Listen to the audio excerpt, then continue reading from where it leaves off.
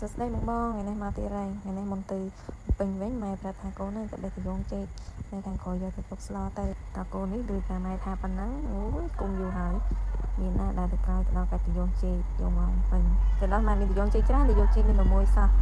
វាមានច្រើនដែរប៉ុន្តែវាតង់ធ្លាក់ទៅយងអស់មានតែណាវាធ្លាក់ទៅយងអស់ចឹងតែបានតែមួយហ្នឹងបន្ទាប់ពីបានកាប់ទៅយងចេកហើយដើរទៅមើលស្រះនៅខាងក្រោយតិចរចង់រាវខ្ចៅ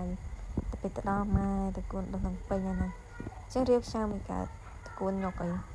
កាលមកសាមុនអត់មានតគួននោះពេលមានតគួនចូលរាវខ្ចៅបានតែឥឡូវសិតតែតគួនរាវកើតទេ